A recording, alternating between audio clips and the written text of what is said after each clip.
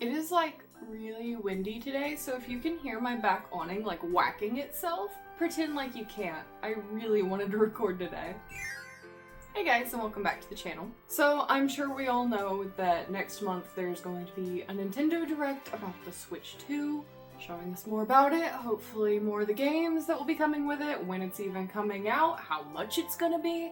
I have many questions. That being said, I'm also sad. Like, I know it's the Switch 2. It's just gonna be like the Switch again, but hopefully better and more powerful. But the Switch has become my favorite console, so I thought we'd do a video today talking about it, my entire Nintendo Switch collection. Now, this isn't the most impressive collection in the world, but I've been wanting to collect more for it, which you will notice some of the games I have recently picked up. I have not played yet, but a lot of them I have. I'd say it's solid most of them. So I also just wanted to start this series where I talk about my game collections, so I can kind of log them, see how they grow, you know. So if you have a particular console that at least I have, which is lots of Nintendo, some PlayStation and Xbox, let me know, and we'll see what happens. But I figured this is going to be long, so let's go ahead and get into it. So it all started, I think, Christmas 2017. With our Christmas money combined, me and Ryder got our first Switch. And then last summer, I bought secondhand an OLED with fingerprints. I'm so prepared for this. So we did keep our original Switch for one because I love game consoles. But it kind of lets Ryder have a Switch, me have a Switch. I play it a lot more than he does, so I got the OLED. I even have the original boxes. This one was chewed on by Noodle, so way to go, Noodle. Always doing her best to destroy things. And my OLED also came with its box, so I was very happy about that. And then I think real quick we're just gonna go through accessories so that I can just blab about games forever and not feel like I have something waiting on me. So first we will start with this very badgered Breath of the Wild Switch case. This was the case I got when I got the original Switch. And you can tell that it went some places. Has cute little tag, little pouches, you know, that I'll show in a moment, but yeah, spots to put your game cartridges and all that. But a while back, my sister gifted me this Eevee case, which I now use. It's so cute, and has held up a lot better. So yeah, just kind of has little pouches on this one for your games, and it's a little more simple, but I like it because it's more compact. Fits in my purse a little better.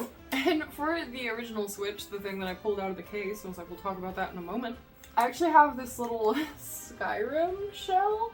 I'll have to get better shots of it, but I'm sure we all know that I'm a huge fan of the Elder Scrolls series, and so honestly, whenever Skyrim came out on Switch, that was the first game I got. That was a major thing, just having portable Skyrim. Did I play it a whole lot on Switch? No. I'm used to my mods, but still, nice to have the option. And then beyond the basic, like, controller things that the Switches come with, I do have a few fun controllers. They don't all properly work. We know how the Switch has been with its driftiness. I do have the GameCube controller for it. I have these kind of matching controllers. I have this Mario one, just kind of has this black shiny print on it, and a Zelda one as well. Unfortunately, the Zelda one, we bought it secondhand and it immediately died, woo! But it's pretty. Then we have this Pokeball controller, and perhaps the controller that has broken my heart the most. I bought this controller like a little bit after New Horizons came out because my Joy-Con started drifting. I did send it off and get it fixed, and you know, those were the only Joy-Cons I had at the time. We did have some controllers, but I was like, you know what, I'm gonna get myself a fun controller anyway because I've been eyeing this one, this Super Mario Bros. 3 controller at the store forever, and I finally got it, and within 2 weeks it was drifting too. But once again, it's pretty, so I'd love to find a spot just to like put this on display. You know what, I'll put it right over here. I do love the Switch, but it is flawed. Let's go to what most people are probably here for, which is the games. First, of course, I already kind of mentioned, we have Animal Crossing New Horizons. And this game, well, first off, I guess, I don't know, I'm sure all of you know what Animal Crossing is, but essentially you have your own little island that you can decorate, befriend some villagers, pay off some loans. I think at this point we know what New Horizons is about. I don't think this is a hot take. I feel like this is pretty common among long-term Animal Crossing fans, which I have been an Animal Crossing fan since the GameCube days. I've played all of them to varying amounts, but especially like I was really into the GameCube version and New Leaf. This one was a little bit of a disappointment. I hate to say it. I waited so long for this game. I was so excited. I pre-ordered it. I watched as the world burned and my midnight release got canceled because of the plague. Heartbreaking, I actually cried. But it's like, I'm so glad that this game is what introduced so many people to Animal Crossing. I'm so glad that pretty much everyone knows what it is now. That was, at least in my experience, not the case. Especially in the GameCube days and like later, like New Leaf, it kind of picked up, but still, I feel like at least the people I talked to didn't really know what it was until I introduced them to it. And now it's like one of the best-selling games. Like, but where's the content? Like, yeah, you can decorate your island now. That's amazing. That is something I had wanted to do for so long, and then they ripped everything else out of the game, and then if they did reintroduce content, they were like, hey, look at this patch, this big update, or this DLC, which I guess the DLC was kind of a separate game, but I was hoping that the Happy Home Designer stuff would be included with the game. I'm not surprised it ended up being a DLC, but that was one of my major wishes for this game before we knew anything about it. And then that wasn't even there on launch, and that was really disappointing. But the fact that they ripped stuff out of the previous games just to reintroduce it, and we're still lacking a bunch of stuff, and there's hardly anything to even decorate with. Like, you compare this to all of the furniture Pocket Camp got, and it's disgusting. Anyway, I could make a whole video on this. I'm being really negative. I still enjoyed my time with this game. It was just also really disappointing. And I didn't play it as much as I would have liked to, but that's the way it goes. If you want a whole video about it, I could do one. I could do one. I'm sure there's a million other Animal Crossing fans that have, but still. Next up, we have a game that I picked up recently, so I haven't gotten to play it yet. We have Donkey Kong Country Tropical Freeze, with, of course, the new funky mode. It's crucial. This is just a little platformer. I've never played a Donkey Kong Country game, I know, but Ryder really likes Donkey Kong, like, as a character and everything, so it's like, we should both try the country games. Like, it's kind of simple that we haven't. So, very excited to try this. I think it's kind of, I've heard mixed things on it. So maybe it's not the best place to start, but even if I start with the other ones, at least I have this one for later now. I don't immediately play the games I buy, you know, I like to like kind of collect the ones that I want to play, store them away like it's my fine wine that I'll just pick out when the occasion's right. Next we have another game that I already mentioned, but of course we have The Elder Scrolls Skyrim, which is like an open world fantasy RPG. I'm sure once again we all know what Skyrim is, at least I hope we do. If you don't, for like 7 years I had an Elder Scrolls channel where I played through most of the Elder Scrolls games, not entirely, because that's near impossible. But yeah, this is like one of my favorite games of all time, if not my favorite game of all time. I'm bad at choosing favorites. Not my favorite game on the Switch. Definitely play it on like PC, or like PC is preferred, but like Xbox One if you can. Like PC has the best mods, Xbox has decent mods. PlayStation if you have to, but this is a last resort, or if you really want to play it handheld because you already like Skyrim. So anyway, I could talk forever about Skyrim, so next we have Katamari and Reroll. This we actually got on sale, and I was super happy about it because when I was a kid, I watched my little cousin play this on his PlayStation, and I thought it was so cute. And all these years later, I finally got it on the Switch. This is one of those games that I'm not like super interested in trying to like beat, but I just kind of pick it up whenever, you know, I feel like it. Essentially, you're a cute little dude, and you're pushing around a ball, and things stick to your ball, and the ball gets bigger, and you gotta get it to a certain size, and it's just really delightful. I wish it didn't have a time limit. That's my only thing. Like, I know that's, like, the game, but I just wish there was a mode where you could just chill and roll stuff up and just completely relax, because this would be a cozy game to me if it didn't have a dang time limit. Okay, the next, like I said, I'm bad at choosing favorites, but there are 2 Switch games that stand out to me as my favorite Switch games. This one's not gonna be that surprising to you, probably, that it's one of my favorites, but Kirby and the Forgotten Land is next on our list. This freaking game! Oh, okay, Kirby? I have been playing Kirby games since before I had a memory. Like, Legitimately, like my parents, it's not in here, they had an NES. They had Kirby's Adventure complete in box. Thank you, Mom and Dad. And I consider that my very first video game, but I'm honestly not sure because I don't remember. But Kirby's Adventure was the first one I remember beating, so I have remained a Kirby fan my whole life. And this is Kirby's first jump to 3D, and it is everything that I wanted. It's my favorite Kirby game, which is also saying a lot. Like, out of the mainline games, the only ones I haven't played are Dreamland 2 and 3, which I'm hoping to get to soon. And this one is the best one. I know a lot of people say Planet Robobot.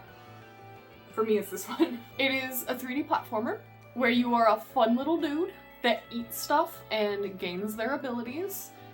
You're saving Waddles, my namesake, of course. There's boss fights, there's good exploration. That's what I like in a platformer. You will notice I'll probably say exploration 50 million times in this video, but that's what I really like in games. And this one has all the little explorations and secrets and whatnot. This I would have 100%, and I probably still will someday. I got very, very close. The last thing I need to do is the True Arena.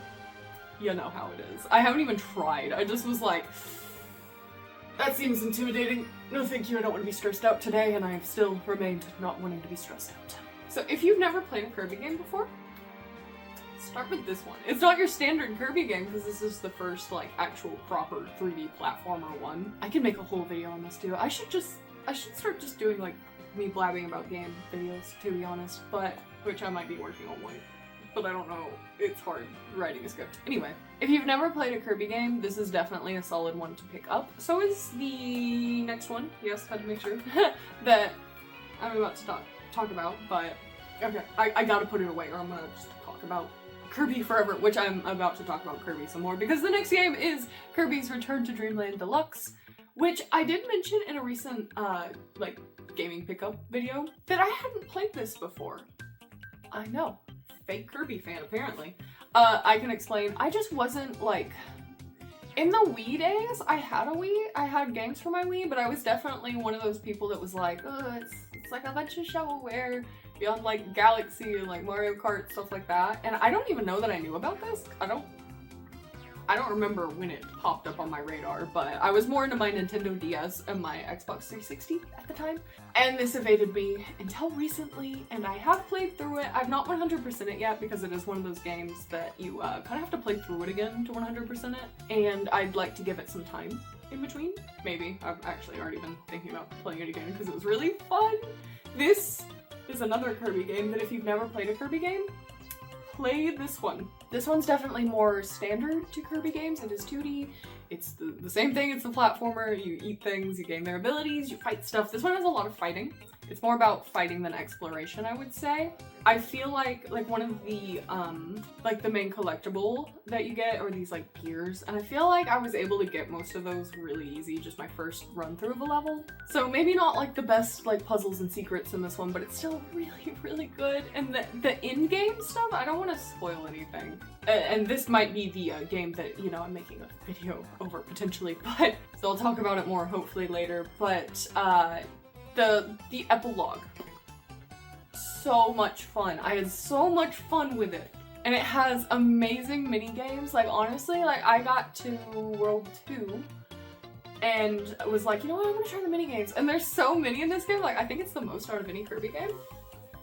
And they're really fun, and there's achievements, which can be kind of frustrating if you're trying to 100% all of them, but still a lot of fun. And it has co-op. I forgot. Kirby and the Forgotten Land also has co-op. It's kind of like little sibling mode, you know, where they're like there helping out, kind of fighting stuff. It's not like Mario Galaxy sibling mode. It's a little more advanced than that, but yeah. Ryder was able to hop in and out and, you know, play the mini games and whatnot with me too, and that was a lot of fun. So yes, top notch. Highly recommend. And then next we have, of course, Kirby Star Allies. This game, I'm mixed on because I feel like a lot of Kirby fans will say the same thing. It is good. It's fine. It's a Kirby game. It's a 2D platformer Kirby game. And the gimmick is that you make little buddies. So you're kind of walking around, you can get like 3 friends, and they help you fight. And that makes the game really easy, which is fine. Kirby games, at least if you're just casually playing a Kirby game, like, They can be as hard as you want them to be, I guess. This one is definitely on the easy end. I was torn on it because I actually find the buddy system to be kind of like visually overstimulating, having all these little dudes like on my screen all the time. I was just like, where am I most of the time? And they would just kill everything for me, so it's kind of like a walking simulator. However, the lore that this game added, the boss fights at the end, ooh, okay. Okay, that's all I need to say about Star Allies. I'd still recommend it, but not as your first Kirby game. It'd be a bad first impression. Then next, of course, you know that I have Legend of Zelda Breath of the Wild. I feel like this is, once again, one of those games I don't really need to explain. An open world Zelda game. Beautiful. This game, it haunts me because I was trying to get all the memories and everything, like kind of do a proper like 100% run. I was even thinking about getting all the Korok seeds, but I probably shouldn't try to do that. And I was like, you know what? It was at the time where I had gone to my like Animal Crossing, like I was trying to make it more of like a Nintendo Let's Play channel while I had my Elder Scrolls Let's Play channel. I was like, you know what? I'm gonna restart Breath of the Wild because you know, the people that watch my Elder Scrolls stuff would probably like this too, so it might be a good way to expand that other channel to be just Nintendo and not Animal Crossing. So I restarted. And then I did like 2 episodes. Woo! It was back then, I should have known. I just don't have the proper time to do Let's Plays. But, so I restarted again, and I got pretty far, and I still haven't beaten it. I really like this game. I really like it. But, to be fair, in my defense now, I'm going through by release order, not by timeline order. I'm just not, not gonna go there. Been playing through all the Zelda games, so I'm kind of waiting till I like loop back around to this one so that some time can pass between when I've played it multiple times. My only gripe is, well, I guess there's kind of 2. The durability system. Duh. That bothered me in New Horizons too. It's just not fun. I get it, it makes you try different things, but at least make them a little more durable. Like the Master Sword and the Champions and stuff, having it, it's kind of, I know you can, I know you can get them back. It's still frustrating. And I feel like, you know, it kind of has like the little mini dungeons instead of the big full ones, which I think is probably fine. I'm kind of this sort of Zelda enjoyer. Like, I'm more so, even though my favorite Zelda game is Wind Waker, I'm more so into the 2D ones and like the puzzles and dungeons that come with those. But this one does have great exploration. However, I do feel like it's, compared to like Elder Scrolls games, really empty feeling. And I hate the music. Like, why is it just random little piano notes? Like, so those are my gripes, but overall, still really enjoy it. Looking forward to playing it again and finally beating it. That being said, I don't have Tears of the Kingdom. Please do not yell at me. I might pick it up just so I have it for the future, but it's $70. And I haven't beaten Breath of the Wild yet, so I'm just waiting until I beat Breath of the Wild before I get Tears of the Kingdom. I know. Then next we have The Legend of Zelda Link's Awakening. This is a remake of an older 2D Zelda game, so once again, lots of little puzzles and exploration and whatnot, and I love this game. It's definitely short, because it is a remake of a Game Boy game. But the art style they went with, so stinking cute. I'm glad that that, like, Zelda game where you play as Zelda, which I also don't have yet. I know.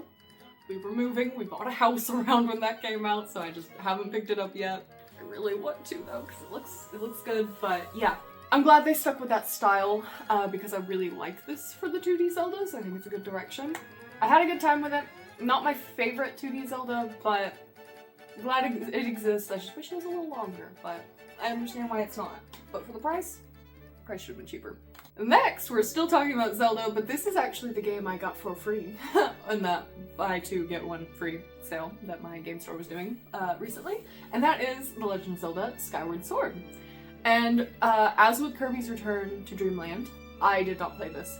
I knew about Skyward Sword, and I was like so tempted to get it, but I just remember being like, motion controls? No thank you. Like, I've got back issues. I don't want to just be doing that all the time. I know this is once again a controversial one, like people either love it or hate it, I feel like. I obviously want to give it my own try before I listen to anybody else's opinions on it. So, excited to get to this. It'll probably just, I'm still waiting to play it until I catch up where I am in playing through all of the Zelda games, so we need to get back to that. I was having a good time. Then next we have Mario Kart 8 Deluxe, one of my favorite games on the console, one of my favorite Mario Karts, and I am a huge Mario Kart fan. I didn't even plan that. And once again, I have been since the 64 days this time. I don't think I need to explain Mario Kart. It's a racing game where you are Mario characters. This one is beautiful, so fun. 200cc shouldn't exist. I'm in King Boo. I feel like that's interesting information. I need to play this online once I get Nintendo Switch Online again, because I always beat all my friends and they don't want to play this with me anymore. So I'll probably be playing that online pretty soon. But yeah, that's just a pick up and go like every couple weeks sort of game for me. Next we have Luigi's Mansion 3, which I actually played through last October for the first time. I had watched Ryder play through most of it whenever we got it like years ago, but it was kind of one of those things where I watched him play it, so I wanted to wait so that it was kind of like, I have bad memory, so that it was kind of like new again. I am a huge fan of the original Luigi's Mansion 2. We don't talk about that. Never beat it. I probably should, but I was wary when this came out because of how much I didn't care for 2. But this one's actually really good. It doesn't beat 1 for me. I feel like I should explain Luigi's Mansion. You are Luigi. And you are exploring a haunted house. In this one, it's a hotel. Capturing ghosts and whatnot. There's ghost boss fights and all that. And it has good exploration and secrets, and I love the spooky vibes. Like, Luigi's Mansion is probably my favorite game on the GameCube. Probably. A couple others that also probably are. This one I did 100% because I was just really enjoying it. However, I feel like it's not as immersive, if that makes sense, as the first game. Because I feel like the mansion in the first game is, like, believable. Kinda. This one, you're, like I said, you're in a hotel, and I feel like as the game progresses, some of the like floors, they're called, like the worlds, feel kind of levelly, which I don't appreciate as much, but it's still really good. Like, all of it's still really good. I'm just like, this wouldn't be in a hotel. But I was able to get past that by being like, oh, this would kind of be like a thing you go to do on vacation. So, still kind of makes sense. I like immersion in my Mario games. Apparently. That's why I love Sunshine so much. It feels like you're in a little town. Anyway, I'm rambling. I like it when games feel like you're in a place, not in a level. I can still appreciate a game when it feels like you're in a level, but this was kind of in between, but still really enjoyed it. It was a lot of fun. Had fun 100%ing it too. Then next, we're about to talk about a somewhat recent problem of mine, and that is, of course, the Pikmin series. I have a backstory with Pikmin, where I knew about it whenever I was a kid. In the GameCube days. My friend showed it to me and I rented it, and I was too stupid to get far. Like, I was playing 1 and I was just like, I don't know what to do. Like, I'm kinda lost. But Pikmin remained in my soul. I thought about it often. The vibes are astonishing. And so whenever 4 came out, I decided to pre-order it, and then it consumed my life. And 1 and 2 got a physical re-release on the Switch not long after. So this does include both the first and second game on GameCube, but, you know, HD remastered, you know. Pikmin 1, given I was playing it during a very stressful time of my life last year, I think it was actually about a year ago. Exactly, I think. Love it. I love Pikmin 1. I think it is my 3rd favorite in the series. Just because it does have a time limit. The time limit didn't really bother me too much because I had already played other Pikmin games. I already knew kind of how it worked. Had plenty of time. I could definitely see why it would definitely stress out child me, though. Pikmin 2 beat me up, stole my lunch money, spat me out. No, Pikmin 2 is still a good game, but like Pikmin 1, you're kind of like exploring, and there is like some combat and whatnot. There is a combat, but I feel like it's more about like exploring and like little puzzles and whatnot, and I love that sort of thing. Pikmin 2 is a Pikmin Death Gauntlet. It's so much combat. You are in caves that were like kind of randomly generated, like which kind of takes out the puzzle aspect of it, and I don't like that. Pikmin 2 is my least favorite. Out of the main lines, I haven't played Hey Pikmin, but I love Louie though. So it has Louie, and that's good. But so do later games, so, you know. Still glad they physically released this, because I know at first it was digital. Glad this was a thing. Got it day 1 also. It just took me a little bit to get to because my Switch died. Anyway, different story. Next we of course have Pikmin 3 Deluxe. I actually really like Pikmin 3. It is my 2nd favorite Pikmin game. In this one, I didn't even describe what Pikmin was. I'm bad at this. I just kind of assume people know. But you're a little dude and you find a bunch of little dudes and they help you gather things. Like in the first one, it's ship parts, you're repairing your ship. And in the second, you're trying to make a bunch of money for a company. This one, you are trying to gather a bunch of fruits for your starting planet. I don't know, I just liked this one a lot. I liked the exploration with it. I thought it was delightful. I liked that you had 3 captains and could kind of split up what they were doing. Because in Pikmin 2, you have 2 captains. And you can't technically split up what they're doing, but you can't like tell them to go somewhere while you're controlling a different captain. And with this one, you can. And so I liked the multitasking in this a whole lot. Rock Pikmin, it added rock Pikmin, and those are the best Pikmin. I really liked the final boss stage too. I thought that was really fun. Just the whole game, very fun. And this is the runner-up with Kirby and the Forgotten Land for my favorite Switch game. My first full Pikmin game, I did 100% this over like 2 weeks. Like this became my life like a couple of summers ago, whenever it came out, because I pre-ordered it and immediately played it. This game, oh, the exploration is so good. It does what Pikmin 2, like, it's, if Pikmin 2 was good, it would be Pikmin 4. Pikmin 2 is good. Don't come for me. It's fine. It's just not my favorite. There's good overworld exploration and good cave exploration in this, so no randomly generated caves. There's actually satisfying puzzles in them. I like the boss fights. The night mode is genuinely scary. All the extra little modes were so, like, challenging but fun. It's one of those games, once again, where it'd be, like, easy to beat, but it's a little bit of a challenge to 100%, and that's what I like. I like a game where you determine the difficulty. It added Ochi. I love Ochi. And Ochi kind of takes the place as being, like, a second captain, so you can kind of, like, have him go do something while you're doing something, and it's great. Good multitasking. Just so satisfying. The Dandori is amazing. It itches my brain. It just itches my brain. I love being efficient. Play this. If you haven't played Pikmin before, play this. If you have played Pikmin before, but not this one for some reason, play this. I could not recommend it more. I need to pick up, oh, my games fell over. I need to pick up the speed. I'm realizing how long I've been recording. Next we have Let's Go, Pokemon Let's Go Eevee. Probably my least favorite Pokemon game. I actually beat it recently. I didn't even do the in-game stuff because I just didn't like care enough. I hate the catching system, I really do. Your Eevee is busted and makes all the fighting like super easy. Especially like you can get special moves for it and whatnot. And then the catching system, like you don't fight the Pokemon you catch, like to grind up to level, you catch them, and I just didn't think it was fun. I get why this game exists. It was kind of to bring the Pokemon Go fans over, like people new to the Pokemon series, so it just wasn't made for me. But it is kind of a remake of like Gen 1. It's very cute. It's cute. Then we have Princess Peach Showtime. This one I actually got for Christmas and played through pretty soon after that. It's not the longest game in the world, but it's really cute. It's really delightful. I feel like if I wasn't trying to originally 100% this, it is unfortunately one of those games where you play through it a second time to actually 100% it, and I'm like, not right now. I'll do it later. But at first I was getting all the, God, I don't even remember what the collectibles were. I was just trying to 100% it at first. And there were some frustrating parts, like if you miss something that is pretty easy to miss, like there was a bunch of things that were easy to miss your first time playing through, you have to replay the whole stage and you can't skip cutscenes. So I feel like if you're not trying to 100% this is a really cute, delightful game. It's definitely easy, it's on the easier side, but I'm a firm believer that easy games need to exist. We need to remember Nintendo's main demographic is like children. I feel like Nintendo fans love to forget that and be like, it's too easy, it's not catered to my 30-year-old needs. Like, you were a kid once too, let kids have games, but though, it can be argued they were much harder back then. Anyway, it's still fine, it's cute, I still liked it. But not my favorite Switch game. I didn't explain it once again. Essentially, you're Princess Peach, you're in a theater, and you end up having to be the star in different shows because of bad guy invasions.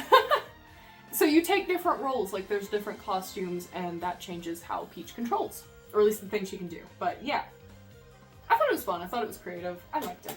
Next we have new Pokemon Snap, and this is once again one of those that we got, and I was super excited for because I liked the original Pokemon Snap, but Ryder played it, and so I haven't played it yet because I'm like, well, I watched him play it. And he didn't even get super far. This has been high up on my list to play this year. so hopefully I'll actually get to it soon. Essentially, you are taking pictures of Pokemon. You're on this little cart, you're taking pictures of Pokemon. However, compared to the original, why is there like 3 hours of dialogue and tutorial in the beginning? Like, can we just get into the game? Like, that's why I haven't been super excited to jump back into this, because I'm like, I don't want to sit here and listen to people talk. Like, just let me go throw apples at Pokemon. So, hopefully I'll get to it soon, but I don't know about it. The next one is still sealed. It is Shaq Fu, A Legend Reborn. And me and Ryder kind of got this as a bit of a joke because it was at the time that the Shakaroni pizza was at Papa John's, and we were like, we're gonna get that. And we happened to go to Walmart that same day and we saw this marked down for like $5 at Walmart. We were like, you know what? Apparently we're having a Shaq themed day. And we picked it up and we kept it sealed because this will surely be our retirement. I don't even know what it's about. Never played it. Next we have Snipper Clips, which is one of the first games that me and Ryder got. It was one of the only games that was out at the time. But it's just a cute little puzzle game where it is meant to be 2-player, where you are these little dudes and the whole thing is you try to like trim each other by overlapping. You kind of can cut each other out, like cut pieces of each other out to fit different like puzzles and whatnot, to be able to interact with the levels in certain ways. And I think it's really cute, it's really clever. We never beat it, but I wish we had, because I really enjoyed this. Next we have one that I literally picked up a few days ago, and that is Sonic Mania plus Team Sonic Racing, the 2-in-1 pack. I've mentioned it before. I've never played a Sonic game, but I've seen Sonic Mania and it looks amazing. I feel like 2D Sonic games are really up my alley because I love going fast in games. Maybe the 3D ones, they just kind of seem wonky, but we went to that, it's not just a game store, the one that I love talking about. It's kind of just like a physical media store, and sold some old books. And I was able to get this with that money, so have not played either of these yet, but looking forward to it. Hopefully soon I'll finally play a Sonic game. Oh, next we have a favorite. Oh, we have a favorite. It is the Spyro Reignited Trilogy. This is a 3D platformer where you play as a little dragon, you're collecting little gems and other little things, there's little challenges. This is the first 3 games remade from the original like PlayStation days. Got remade. This was actually my like introduction to Spyro. I knew what Spyro was. I watched my sister and a friend play it and they never let me play whenever I was kids, but we didn't have a PlayStation, so never got to play it. So whenever this came out on Switch, I had to get it because I've just always loved the design of Spyro and I love platformers. This, once again, great exploration. The first game is my favorite by far. The second game's really good, but the third game I found really frustrating. And it was definitely the game that you can tell they didn't put the most effort into in the remakes, and I think in the original. They were just trying too hard to be too many things all at once. I like the simplicity of Spyro 1. But yeah, if you've never played Spyro, definitely pick this up. It's good. Next we have Super Mario 3D All-Stars. This is another thing I had pre-ordered. I was very excited, despite owning all of these games on their respective consoles and playing all of them. I wanted it on my Switch. I love the Switch, what can I say? If a game I like comes out on it, I am going to get it. That is just how it works. I do wish it had Galaxy 2 because Galaxy 2 I actually still have never played. I once again hope I don't have to explain Mario 3D platformers to you. But this is good. Unfortunately it was a limited release, which is kind of weird, so I think it's already like shooting up in price, which is unfortunate, but they could have done better with this. They could have at least, I don't even think 64 was widescreen, was it? But I 100%ed 64 for the first time on the Switch because I didn't have to use a stupid 64 controller. And I like almost 100%, I didn't play through as Luigi, but I got all the stars as Mario. I'm waiting to play through as Luigi until I want to play Galaxy again. Sunshine I'm saving because Sunshine was my favorite. And then I've played like all of Galaxy and Mario Odyssey since then, and I'm like, ooh, Mario Sunshine has some jank. I hope it stays high up on the list, but I'm kind of scared it won't. Anyway, continuing the theme, we have a Super Mario 3D World plus Bowser's Fury. This I'm actually playing through right now. It is one of the games I got on sale recently, so I've wanted it for a while. I did have 3D World on my Wii U. I actually had the edition that came with it digitally, which I hate digital games. You'll notice I have no digital games on the Switch. I just forget that I have them. I like having the physical copies. I don't like taking up that much room on my Switch for a whole game, which I know that downloads it anyway, but still. Anyway, I never got very far on the Wii U. I don't know why. I think it's probably the same issue I have with it now, is that the perspective on it is really throwing me off. But I'm still enjoying it. Like, it's cute. I haven't gotten to Bowser's Fury yet. I know a lot of people love Bowser's Fury, so I'm very excited to get to that. That's why I got this, is because I needed Bowser's Fury and I liked having this physical anyway. I did beat 3D World, but there's bonus worlds at the end, and it's kind of one of those things where you like have to 100% them to get everything. And I wasn't planning on 100%ing it, but now I'm kind of doing that. I'm gonna play it until it stops being fun. That's just what I'm gonna do with this game. But yeah, I like it. It's very charming, but also frustrating. Not my favorite 3D Mario game. It's definitely one of those games that you're on a level, not a world. But it's still good. Still enjoying it. Very excited to get to Bowser's Fury soon. Next we have a Super Mario Bros. Wonder. This game is an iPad child's fever dream, and it's great. I don't know. I'm still undecided because I did like beat this one recently. I've been trying to actually go through and beat all my Switch games. Me and Ryder had played this when we first got it and just kind of ended up falling off, so I was like, you know what, I'm gonna play through this on my own and actually beat it. So that's why I hadn't originally, but yeah, it gets rid of the time limit out of levels, which I love. Super Mario Bros. 3 might beat it out. I don't know. This one's really good. It has, like, each level, like, I was excited to see what each level was gonna do because they're all, like, very unique. Like, the Wonder Flower, Wonder Seed thing is amazing. I love how it mixes up the levels and it just gets real wacky.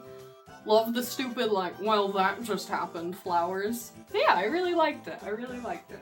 Then we have Super Mario Maker 2. This one we didn't actually delve into as much as I would have liked, but I love watching people play this game on, like, YouTube. If you didn't know, this is just a game where you build your own 2D Mario levels, and it's so, like, what people can do with it is awesome. Sometimes. Sometimes it's a complete mess, but yeah, we just don't always have Nintendo Switch Online, but I'm looking to change that. So maybe I'll play more of this soon, but yeah. Wasn't really interested in making my own levels for that either. I mostly just wanted to play other people's, so. Then we have Super Mario Odyssey, and this has, I believe, taken the throne for my favorite Mario game. Like 3D and 2D, this one. Top small, Mario controls like a dream in this one. Cappy is an amazing addition, and I don't know what I'm gonna do if there's not a Cappy-like mechanic in the next game. The levels are fun, this whole game's so whimsical, it just controls really well. Didn't 100% it. I was originally wanting to 100% it, and then I saw what it's like to 100% it, and I got to that stupid jump rope level, and I was like, you know, maybe not.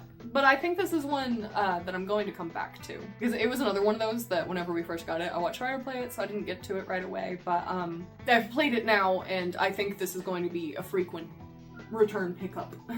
Then we have Super Smash Bros. Ultimate.